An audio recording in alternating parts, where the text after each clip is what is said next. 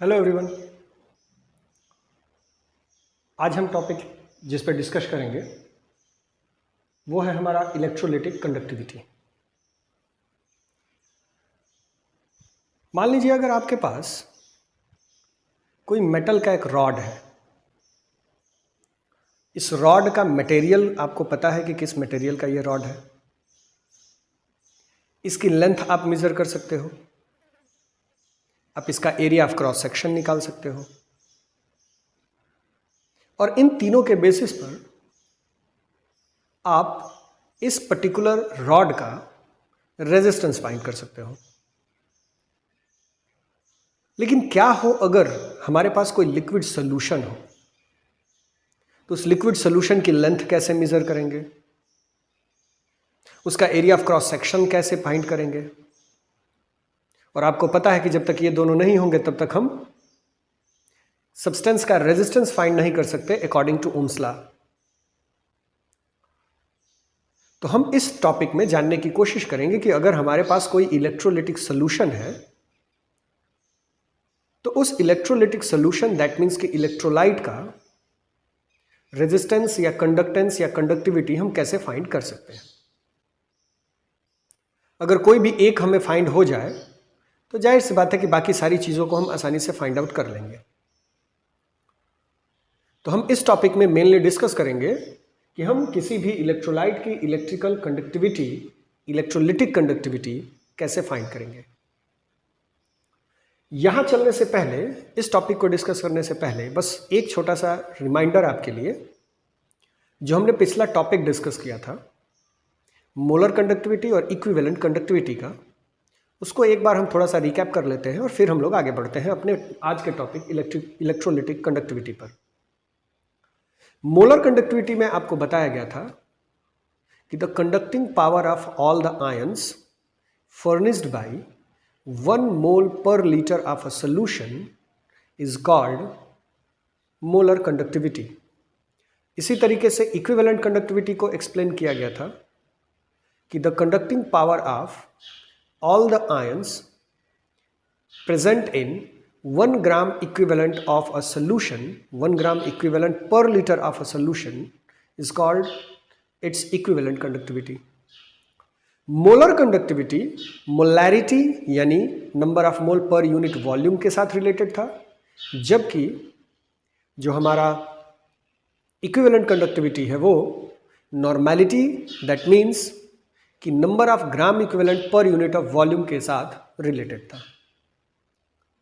दोनों के लिए हमने एक फॉर्मूला डिराइव किया था। वो फॉर्मूला था हमारा, आइए देखते हैं। अगर हम मोलर कंडक्टिविटी की बात करें तो मोलर कंडक्टिविटी के लिए हमारे पास फॉर्मूला आया था lambda m is equal to kappa into 1000 divided by m। जबकि अगर हम बात इक्विवेलेंट कंडक्टिविटी की करते हैं तो इक्विवेलेंट कंडक्टिविटी के लिए हमारे पास रिलेशन आया था lambda equivalent is equal to kappa into 1000 by normality.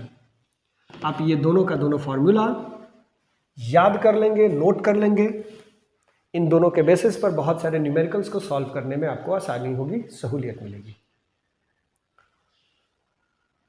आइए डिस्कस करते हैं हम आज वाले टॉपिक को। टॉपिक है हमारा इलेक्ट्रोलिटिक कंडक्टिविटी। तो अगर किसी सोल्यूशन का हमें किसी इलेक्ट्रोलाइट सोल्यूशन का इलेक्ट्रोलिटिक कंडक्टिविटी फाइंड करना होगा तो उसके लिए हम एक पर्टिकुलर डिवाइस का इस्तेमाल करते हैं। वो डिवाइस हमारी है कंडक्टिविटी सेल। यहां आपका एक फिगर बनाया गया है कंडक्टिविटी सेल का। Conductivity cell actually Pyrex glass से बना हुआ एक एपरेटस होता है जिसके अंदर अगर हम किसी भी इलेक्ट्रोलिटिक सोल्यूशन को रखें तो फिर वो अपने एक्चुअल स्टेट में ही मौजूद रहता है। दैट मीन्स कि वो उस सब्सटेंस के साथ, उस इलेक्ट्रोलाइट के साथ इसके कंटेनर का कोई रिएक्शन नहीं होता है। यानी कहने का मतलब कि ये किसी भी इलेक्ट्रोलिटिक सोल्यूशन के लिए इनर्ट होता है। तो पायरेक्स ग्लास का बना हुआ ये एक डिवाइस है जिसके अंदर 2 इलेक्ट्रोड्स लगे होते हैं और उसके अंदर हम किसी भी इलेक्ट्रोलिटिक सोल्यूशन को फिल करके उसका रेजिस्टेंस फाइंड करने की कोशिश करते हैं। इसको यूज करते हैं हम व्हिटस्टोन ब्रिज के साथ। फिजिक्स में आपने व्हिटस्टोन ब्रिज प्रिंसिपल के बारे में पढ़ा है। वहां हम 3 रेजिस्टेंसेस की सहायता से किसी अननोन रेजिस्टेंस की वैल्यू फाइंड करते हैं। तो हम यहां इन दोनों टॉपिक्स को एक साथ कंबाइन करेंगे और किसी एक इलेक्ट्रोलिटिक सोल्यूशन का हम इलेक्ट्रोलिटिक कंडक्टिविटी फाइंड करेंगे। आइए देखते हैं।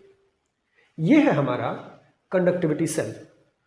इस कंडक्टिविटी सेल में 2 स्फेरिकल कंटेनर्स होंगे, दोनों एक दूसरे से ट्यूब के थ्रू जुड़े होंगे। इसी जो स्फेरिकल कंटेनर्स हैं इनके अंदर ही फिल कर दिया जाता है हमारे उस इलेक्ट्रोलाइट को जिसका इलेक्ट्रिकल कंडक्टिविटी हमें फाइंड करना है।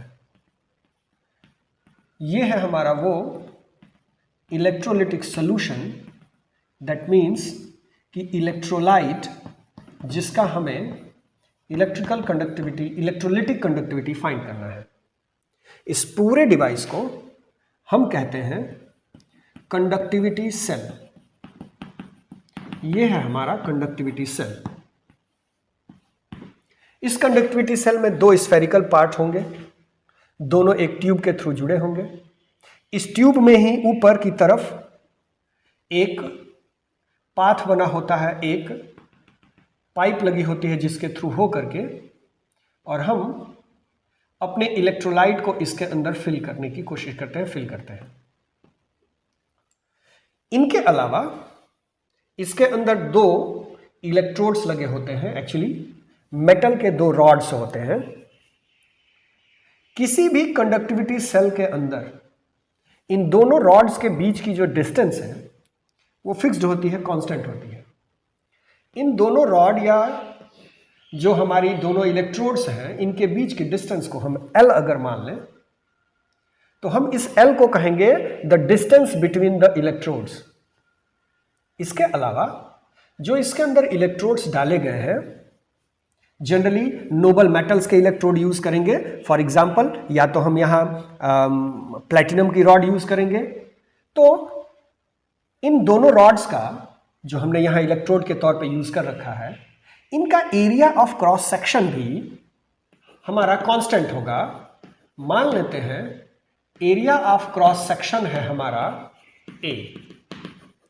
तो जाहिर सी बात है कि किसी भी कंडक्टिविटी सेल के लिए अगर इलेक्ट्रोड्स के बीच की डिस्टेंस L मान लिया गया है और एरिया ऑफ क्रॉस सेक्शन ये जो दोनों इलेक्ट्रोड्स यूज किए गए हैं इनको हमने A मान लिया है, तो किसी भी कंडक्टिविटी सेल के लिए जो L/A का रेशियो होगा वो भी एक कांस्टेंट होगा और इस कांस्टेंट को हम कहते हैं G स्टार और G star is equal to होगा हमारा L/A और ये G स्टार हमारा कहलाता है सेल कांस्टेंट।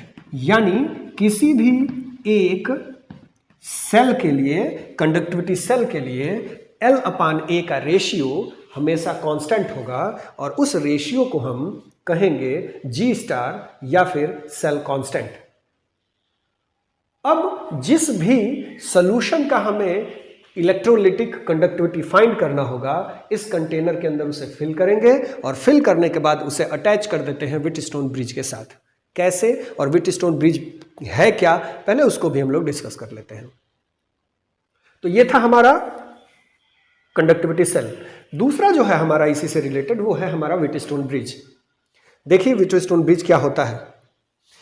फिजिक्स में आपने पढ़ रखा है कि अगर हम 4 रेजिस्टेंसेस को इस तरीके से इस अरेंजमेंट में अटैच कर दें, जोड़ दें और इसके एक एंड को दूसरे एंड के बीच में गैल्वेनोमीटर ऐड कर दें और इन दोनों एंड्स के बीच में यानी किसी भी 2 एंड के बीच में गैल्वेनोमीटर और बचे हुए 2 एंड्स के बीच में अगर हम सोर्स जोड़ दें करंट का, तो जैसे ही हमारा यहाँ गैल्वेनोमीटर के अंदर डिफ्लेक्शन 0 आएगा, डिफ्लेक्शन नहीं होगा, तो उस सिचुएशन में हम इस कंडीशन को कहते हैं नल पॉइंट।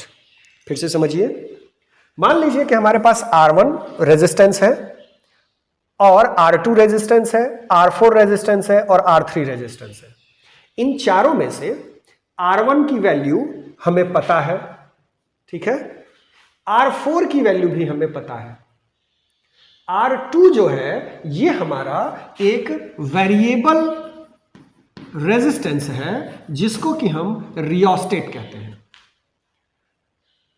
रियोस्टेट की खूबी ये होती है कि आप इस रियोस्टेट के वैल्यू को एडजस्ट करके, कम या अधिक करके, आप इसे किसी भी एक पर्टिकुलर वैल्यू पर फिक्स कर सकते हैं।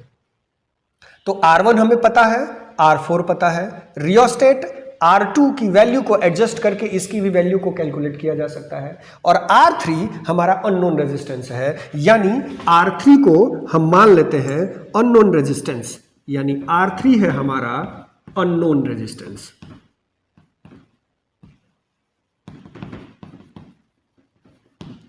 R1 पता है और R4 हमें पता है, ये दोनों का दोनों हमारा नोन रेजिस्टेंस है, और R2 जो है वो हमारा रियोस्टेट है। अब होगा ये कि हम दो एंड के बीच में गैल्वेनोमीटर और दो एंड के बीच में इलेक्ट्रिसिटी का सोर्स जोड़ देंगे। इसके बाद क्या करेंगे, इसके बाद हम रियोस्टेट की वैल्यू को एडजस्ट करेंगे कम अधिक करके, ताकि गैल्वेनोमीटर में डिफ्लेक्शन 0 हो जाए। जब गैल्वेनोमीटर में डिफ्लेक्शन 0 हो जाएगा तो उस स्टेज को, उस कंडीशन को हम कहेंगे कि नल पॉइंट आ गया है या नल पॉइंट डिटेक्ट हो गया है।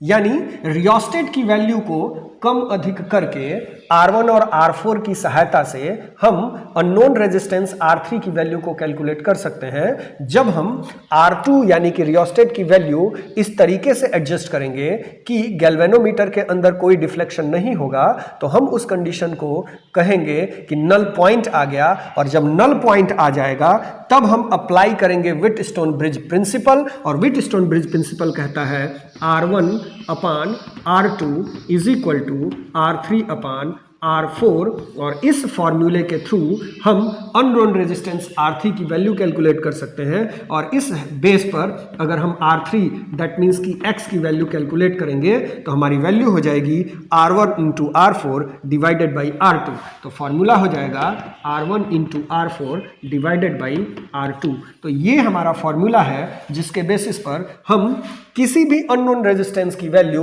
किसी भी अननोन वायर का रेजिस्टेंस कैलकुलेट कर सकते हैं इस फॉर्मूले के द्वारा।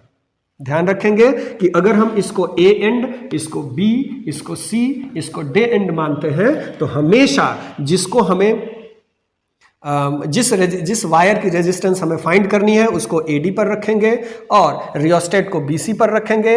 B और D के बीच में गैल्वेनोमीटर अटैच करेंगे, A और C के बीच में हम करंट का सोर्स अटैच करेंगे। रियोस्टेट की वैल्यू R2 को ऐसे एडजस्ट करेंगे ताकि गैल्वेनोमीटर के अंदर डिफ्लेक्शन 0 हो जाए। जब डिफ्लेक्शन 0 हो जाएगा तो हम उसको कहेंगे नलीफाई हो गया, यानी नल पॉइंट डिटेक्ट हो गया, और जब नल पॉइंट डिटेक्ट हो जाएगा तो फिर हम व्हिटस्टोन ब्रिज का जो प्रिंसिपल है R1 upon R2 is equal to R3 upon R4, इस फॉर्मूले का यूज करेंगे, और इस फॉर्मूले के बेसिस पर R3 यानी कि X की वैल्यू हम आसानी से कैलकुलेट कर लेंगे। तो यहां दो चीजें आपने देखी। नंबर एक हमारा था कंडक्टिविटी सेल, यहां से हमें एक रिजल्ट मिला G स्टार, जिसको कि हम सेल कांस्टेंट कर रहे हैं L अपान A, और दूसरा हमारा मिला व्हिटस्टोन ब्रिज, जिसमें नल पॉइंट डिटेक्ट करने के बाद हमारे पास फॉर्मूला आया R1 upon R2 is equal to R3 upon R4। अब आप अगर किसी इलेक्ट्रोलाइट का, किसी इलेक्ट्रोलिटिक सब्सटेंस का कैलकुलेट करना चाहते हैं इलेक्ट्रोलिटिक कंडक्टिविटी, तो इन दोनों को इस बार जोड़ देना है एक दूसरे के साथ। कैसे जोड़ेंगे आइए देखते हैं। हम इसे इरेज कर लेते हैं और फिर जरा आगे के टॉपिक को डिस्कस करते हैं। मान लीजिए हमें दो रिजल्ट्स मिले हैं, उन दोनों रिजल्ट्स को पहले हम साइड में नोट करेंगे और फिर आगे अपने इस टॉपिक पर बढ़ेंगे। यानी हमारा जो पहला रिजल्ट निकल करके आया है वो आया है G star is equal to L upon A। इसे हम उस कंडक्टिविटी सेल का सेल कांस्टेंट कहेंगे, और दूसरा जो रिजल्ट निकल करके हमारे सामने आया है वो रिजल्ट आया है R1 upon R2 is equal to R3 यानी unknown resistance divided by R4, और इसको हमने कहा है व्हिटस्टोन ब्रिज प्रिंसिपल। ये दो रिजल्ट्स हमारे सामने निकल करके आए हैं। अब क्या करना है? अब करना आपको ये है कि उस कंडक्टिविटी सेल के साथ आपको जोड़ देना है व्हिटस्टोन ब्रिज को।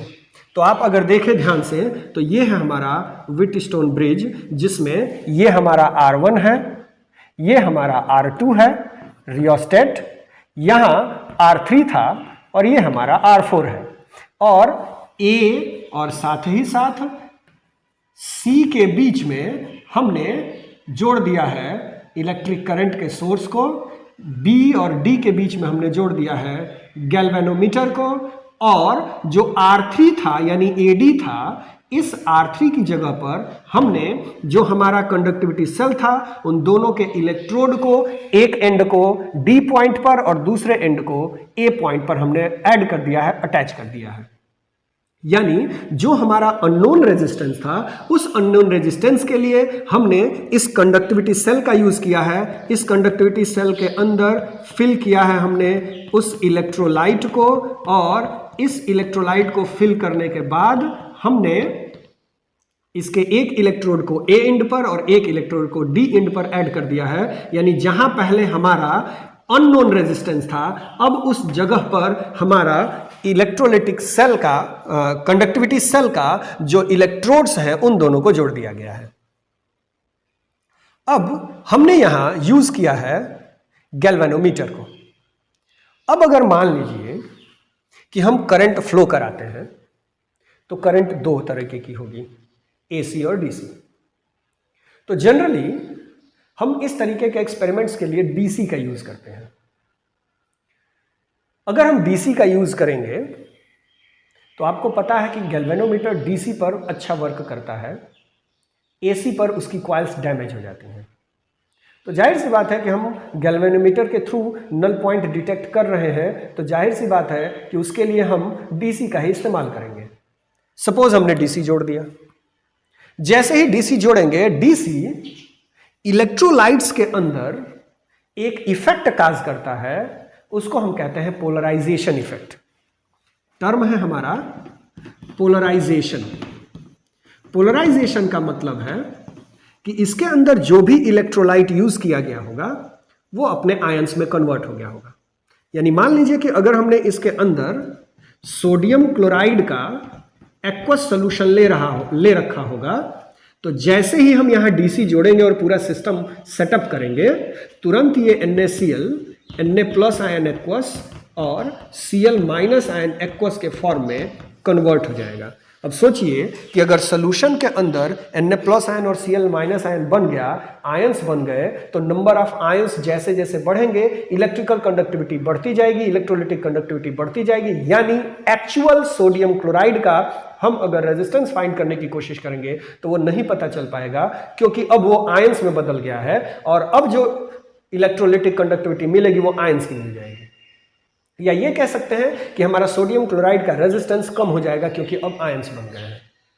तो हमारे सामने समस्या ये है कि हम गैल्वेनोमीटर को यूज तो करेंगे, लेकिन गैल्वेनोमीटर को बचाने के चक्कर में अगर हम DC का इस्तेमाल करेंगे तो पोलराइजेशन होगा, और पोलराइजेशन के कारण हमारा इलेक्ट्रोलाइट आयन में बदल जाएगा और हम उसकी एक्चुअल रेजिस्टेंस की वैल्यू फाइंड नहीं कर पाएंगे। तो ठीक है, कोई दिक्कत नहीं, हम यहाँ यूज कर लेते हैं AC को। तो अगर हम यहां AC यूज करेंगे तो उस केस में पोलराइजेशन तो नहीं होगा, क्योंकि AC पोलराइजेशन काज नहीं करेगी, लेकिन गैल्वेनोमीटर वर्क नहीं करेगा। तो जब गैल्वेनोमीटर वर्क नहीं करेगा तो फिर हम नल पॉइंट डिटेक्ट किसकी सहायता से करेंगे? तो इन दोनों समस्याओं से ओवरकम करने के लिए, कौन सी दोनों समस्याएं? नंबर 1, गैल्वेनोमीटर को बचाने के लिए DC का इस्तेमाल अगर किया जाता है तो पोलराइजेशन होगा, और पोलराइजेशन के केस में हम इलेक्ट्रोलाइट का रेजिस्टेंस फाइंड नहीं कर पाएंगे। नंबर 2, अगर हम पोलराइजेशन से बचना चाहते हैं तो AC का इस्तेमाल करेंगे, और AC का इस्तेमाल करेंगे तो गैल्वेनोमीटर यूज नहीं होगा। तो इन दोनों ही सिचुएशंस से बचने के लिए हम क्या करेंगे? तो हम यहां AC का इस्तेमाल तो करेंगे, हम यहां जो सोर्स लेंगे वो AC सोर्स लेंगे, लेकिन गैल्वेनोमीटर को रिप्लेस कर देंगे। गैल्वेनोमीटर की जगह पर किसी दूसरे हम नल पॉइंट डिटेक्टर का इस्तेमाल करेंगे। यहां जो हम यूज करेंगे एपरेटर्स, उस एपरेटर्स को हम नाम दे रहे हैं नल पॉइंट डिटेक्टर। आइए, यहां हमने ले लिया है नल पॉइंट डिटेक्टर को। अब ये नल पॉइंट डिटेक्टर के तौर पर होगा क्या? तो इसकी जगह पर हम सिंपली यूज कर सकते हैं ईयरफोन को। अब समझिए पूरा मैकेनिज्म। आपको करना यह है कि रेजिस्टेंस R1 नोन और रेजिस्टेंस R4 नोन, ये दोनों नोन रेजिस्टेंसेस को जोड़ना है। बीच में आपको BC के बीच में एक अननोन रेजिस्टेंस, जिसको कि रियोस्टेट कहते हैं, वेरिएबल रेजिस्टेंस एक्चुअली, वो जोड़ेंगे। और A और D के बीच में हमारी जो कंडक्टिविटी सेल थी उसके इलेक्ट्रोड्स को जोड़ देंगे। यहां बीच में हम ईयरफोन जोड़ेंगे, यानी B और D के एंड के बीच में ईयरफोन के दोनों वायर को जोड़ेंगे और A और C के बीच में हम करंट का जो सोर्स है, AC सोर्स है, उसको जोड़ देंगे। अब करना यह है कि ईयरफोन को कानों में लगा करके और रियोस्टेट R2 की जो वैल्यू है, इसको हम कहते हैं रियोस्टेट। इस रियोस्टेट की वैल्यू को आपको इस तरीके से एडजस्ट करना है कि कानों के अंदर कोई भी नॉइज, छोटी सी भी, हल्की सी भी नॉइज सुनाई ना दे। अगर हम इन दोनों एंड के बीच में जोड़ते हैं और इसे एडजस्ट करने की कोशिश करेंगे तो हल्की सी नॉइज हमें समझ में आएगी। अगर नल पॉइंट मिलेगा तो नॉइज रिड्यूस हो जाएगी, कोई भी नॉइज हमें सुनाई नहीं देगी। जब ईयरफोन के अंदर नॉइज खत्म हो जाए तो मान लेना है कि हमें नल पॉइंट मिल गया है। और जब नल पॉइंट मिल जाएगा तब फिर व्हीटस्टोन ब्रिज प्रिंसिपल अप्लाई कर देंगे। फिर से समझ लीजिए, R1 और R4 नोन रेजिस्टेंस है, R2 वेरिएबल रेजिस्टेंस यानी कि रियोस्टेट है, और AD के बीच में कंडक्टिविटी सेल के दोनों इलेक्ट्रोड्स को जोड़ देंगे, ये अननोन रेजिस्टेंस है। अब अगर हम रियोस्टेट के वैल्यू को एडजस्ट करके इसकी वैल्यू को फाइंड आउट करने की कोशिश करेंगे तो फिर हमारा जो ईयरफोन है वो ईयरफोन नल पॉइंट डिटेक्ट करने में हमारी हेल्प करेगा। नॉइज जब समझ में न आए ईयरफोन से तो फिर हमें मान लेना है कि हमारा नल पॉइंट डिटेक्ट हो गया है। और जब नल पॉइंट डिटेक्ट हो जाए तो फिर हम व्हीटस्टोन ब्रिज प्रिंसिपल पर आ जाएंगे, अप्लाई करेंगे हम यहां पर व्हीटस्टोन ब्रिज प्रिंसिपल को। और आपको पता है कि व्हीटस्टोन ब्रिज प्रिंसिपल है हमारा R1 upon R2 is equal to R3 upon R4। यहां R3 हमारा अननोन रेजिस्टेंस है। अब अगर हम इस अननोन रेजिस्टेंस की वैल्यू फाइंड करना चाहें तो हम लिखेंगे X इज इक्वल टू, हमारा वैल्यू हो जाएगा R1 into R4 divided by, ये R2 है actually, R1 upon R2 is equal to R3 upon R4। तो R3 की वैल्यू अगर हम कैलकुलेट करना चाहें तो R3 इज इक्वल टू हो जाएगा, या X इज इक्वल टू हो जाएगा R1 into R4 divided by R2। अब इस फॉर्मूले के बेसिस पर हम कैलकुलेट कर लेंगे resistance, unknown resistance. That means कि इस कंडक्टिविटी सेल के अंदर मौजूद इलेक्ट्रोलाइट का रेजिस्टेंस इस तरीके से, इस फॉर्मूले से हम आसानी से कैलकुलेट कर लेंगे। और जब रेजिस्टेंस कैलकुलेट कर लेंगे तो हमें पता है कि रेजिस्टेंस कैलकुलेट करने के बाद हम आसानी से उसका कंडक्टेंस, उसकी कंडक्टिविटी, उसकी रेजिस्टिविटी, इन सारी चीजों को हम फाइंड आउट कर सकते हैं। सवाल ये खड़ा होता है कि ये एक सिंगल मटेरियल तो है नहीं, प्योर सब्सटेंस तो है, लेकिन इसके अंदर आयंस भी मौजूद हैं। हो सकता है एक्वस सॉल्यूशन हो अगर, तो फिर हमारा क्या कहते हैं कि उसके अंदर डिफरेंट टाइप के आयंस हो। तो अगर वह किसी एक मटेरियल का होता, जैसे आयरन होता, गोल्ड होता, सिल्वर होता, किसी एक पर्टिकुलर मटेरियल का होता, तो हम उसकी रेजिस्टिविटी एज्यूम कर सकते थे। लेकिन इसकी रेजिस्टिविटी कैसे मालूम करेंगे? तो रेजिस्टिविटी को मालूम करने का तरीका क्या है, आइए हम उसके ऊपर डिस्कशन करते हैं।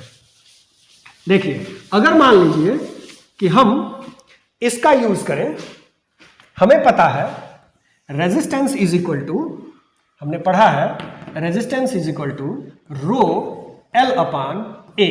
ये हमारा रेजिस्टेंस का फॉर्मूला है ओम्स लॉ के according. According to Ohm's law formula है हमारा R is equal to rho L upon A. अब आपको पता है, पीछे अभी आपने पढ़ा है, किसी भी कंडक्टिविटी सेल के लिए L/A की वैल्यू कांस्टेंट होती है जिसे हम G स्टार कहते हैं। तो हम लिख सकते हैं R is equal to rho G star, या फिर सिंपली कह सकते हैं कंडक्टिविटी सेल कांस्टेंट का, कंडक्टिविटी सेल का सेल कांस्टेंट।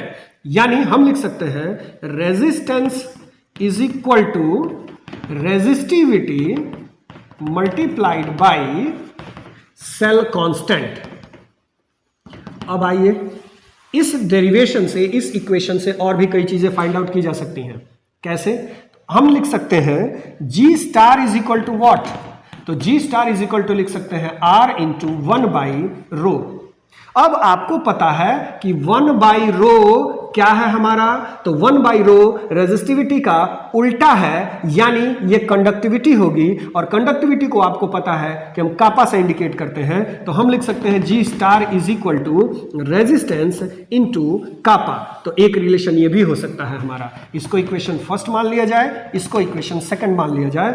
अब यहां अगर हम कापा की वैल्यू फाइंड करते हैं तो कापा इज इक्वल टू हमारे लिए हो जाएगा G स्टार अपॉन R, या फिर हम इसको लिख सकते हैं G स्टार इंटू 1 अपान R। और आपको पता है कि 1 अपान R यानी रेजिस्टेंस का ये उल्टा है, तो रेजिस्टेंस के उल्टे को हम कहते हैं कंडक्टेंस, और कंडक्टेंस को C से इंडिकेट करते हैं। तो कापा इज इक्वल टू हो जाएगा हमारा G स्टार इंटू C, यानी ये हो गई हमारी वैल्यू किसकी? इलेक्ट्रोलिटिक कंडक्टिविटी की।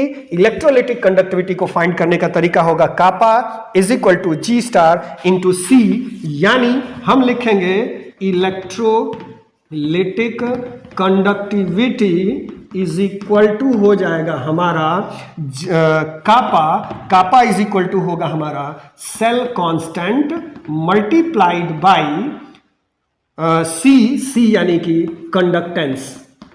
तो इसके द्वारा हम आसानी से किसी भी इलेक्ट्रोलाइट का इलेक्ट्रोलिटिक कंडक्टिविटी फाइंड कर सकते हैं।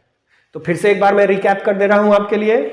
आप अगर किसी इलेक्ट्रोलिटिक सॉल्यूशन का फाइंड करना चाहते हैं इलेक्ट्रोलिटिक कंडक्टिविटी, तो फिर उसके लिए हम सेल यूज करेंगे जिसको हम कहेंगे कंडक्टिविटी सेल। कंडक्टिविटी सेल को जोड़ देंगे हम व्हीटस्टोन ब्रिज के साथ। व्हीटस्टोन ब्रिज में 4 रेजिस्टेंसेज होते हैं, जिसमें से एक अननोन होता है, 2 नोन होते हैं और एक वेरिएबल होता है। बीच में हम गैल्वेनोमीटर का यूज करते हैं। जब हम सोर्स देते हैं इलेक्ट्रिक करंट का, तो फिर रियोस्टेट की वैल्यू को एडजस्ट करने पर गैल्वेनोमीटर जब नल पॉइंट डिटेक्ट कराता है तो वहां हम R1 upon R2 is equal to R3 upon R4 principal का यूज करके अननोन रेजिस्टेंस R3 की वैल्यू फाइंड कर लेते हैं। अब अगर हमें इलेक्ट्रोलाइट का इलेक्ट्रोलिटिक कंडक्टिविटी फाइंड करना होगा तो हम उस कंडक्टिविटी सेल को अटैच कर देंगे उस व्हीटस्टोन ब्रिज के साथ। जहां R3 था यानी अननोन रेजिस्टेंस था, उसकी जगह पर हम जो कंडक्टिविटी सेल है हमारी, उस कंडक्टिविटी सेल के दोनों इलेक्ट्रोड्स को अटैच कर देंगे, और जब अटैचमेंट के बाद हम करंट फ्लो कराएंगे तो करंट के तौर पर हम एसी करंट का इस्तेमाल करेंगे, क्योंकि डीसी पोलराइजेशन काज करेगा। पोलराइजेशन से बचने के लिए हम एसी का इस्तेमाल करेंगे, और गैल्वेनोमीटर चूंकि एसी पर वर्क नहीं करता इसलिए उसकी जगह पर नल पॉइंट डिटेक्टर यूज करेंगे, और नल पॉइंट डिटेक्टर के तौर पर हम यूज करेंगे एक ईयरफोन का। जब हम रियोस्टेट की वैल्यू को एडजस्ट करेंगे तो ईयरफोन में किसी टाइप की कोई नॉइज नहीं आएगी। जब नॉइज नहीं आएगा तो हम मान लेंगे कि वो एक नल पॉइंट है, और नल पॉइंट के केस में हम अप्लाई कर देंगे व्हीटस्टोन ब्रिज प्रिंसिपल को। R1 upon R2 is equal to R3 upon R4। यहां R3 की वैल्यू अननोन रेजिस्टेंस की वैल्यू होगी, और ये अननोन रेजिस्टेंस की जो वैल्यू होगी यानी X जो होगा ये हमारा रेजिस्टेंस होगा किसका? उस इलेक्ट्रोलाइट का या फिर इलेक्ट्रोलिटिक सॉल्यूशन का। तो अब जब हम इस इलेक्ट्रोलाइट का या इलेक्ट्रोलिटिक सॉल्यूशन का रेजिस्टेंस फाइंड कर लेंगे तो resistance is equal to rho L upon A होता है।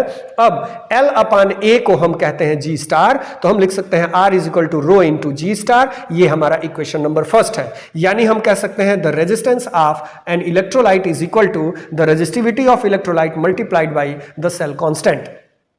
अब अगर हम सेल कांस्टेंट जी स्टार की वैल्यू को लिखें तो लिख सकते हैं आर इंटू 1/ρ, और 1/ρ को हम कापा से इंडिकेट करते हैं, इसको हम कंडक्टिविटी कहते हैं। तो हम लिख सकते हैं G star is equal to R into kappa, और कापा जब कैलकुलेट करेंगे तो कापा इज इक्वल टू हो जाएगा आपका जी स्टार अपान आर, और यहां से हम 1/r को c कह करके kappa is equal to G star into C लिख सकते हैं। यानी कंडक्टिविटी या फिर electrolytic conductivity of an electrolyte is equal to the cell constant multiplied by the conductivity of the cell, या फिर conductivity of the particular substance.